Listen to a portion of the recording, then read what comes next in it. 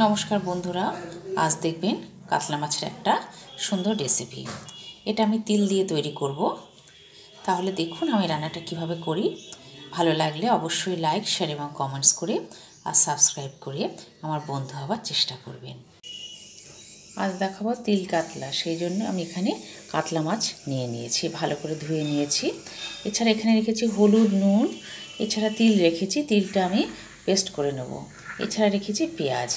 তাহলে এবার তিলটা পেস্ট করে নিচ্ছি, দেখুন। এখানে মিক্সারের একটা বোল নিয়ে নিয়েছি, এর মধ্যে তিলটা দিয়ে তিলটার উপরে পেস্ট করে নিচ্ছি।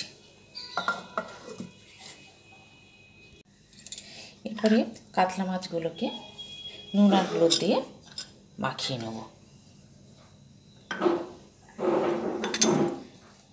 নুন আর হলুদ দিয়ে এগুলো ভালোভাবে মাখিয়ে নিচ্ছি। এরপরে কড়াইতে তেল দিয়ে মাছগুলো এক এক করে ভেজে নেব।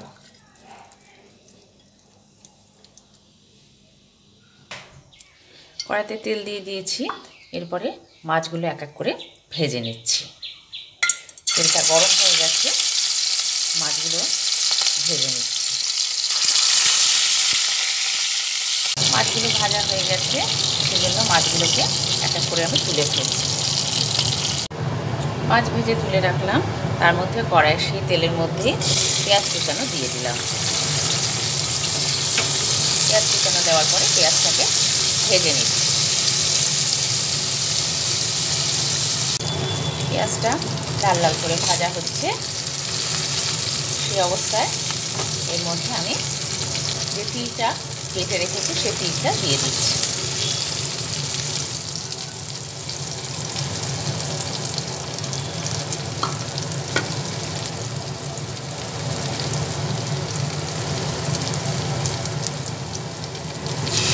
তিলটা দিয়ে দিলাম,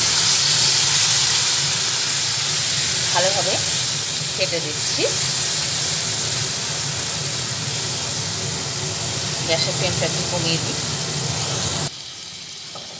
অল্প পরিমাণে এর মধ্যে বাটিটা ধুয়ে জল দিয়ে দিলাম।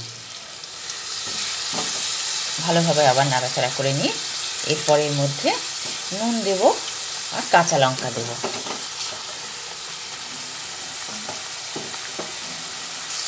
এরপরে এর মধ্যে দুটো কাঁচা লঙ্কা কাটিয়ে দিয়ে দিচ্ছি আর পরিমাণ মতো নুন দিচ্ছি।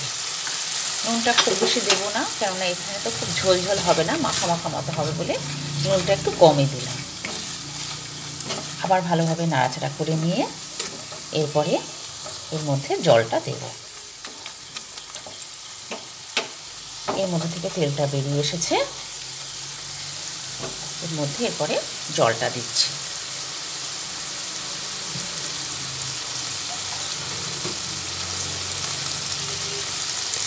জল এখানে কমই দিচ্ছি, 1 কাপ মতো জল দিয়ে দিলাম। আবার ভালোভাবে পুরোটার মধ্যে মিশিয়ে দিচ্ছি।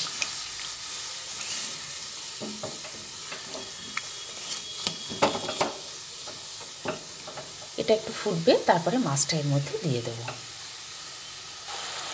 একটু ফুটে গেছে, তারপরে এর মধ্যে আমি মাছগুলো এক এক করে দিয়ে দিচ্ছি।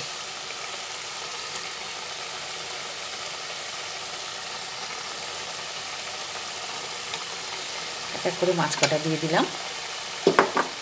এরপরে মাছগুলোকে ভালো করে এই ঝোলটার মধ্যে ভেজিয়ে দিচ্ছি। সব কটা উল্টে দিলাম, দেখুন বেশ মাখা মাখা মতো হয়ে গেছে।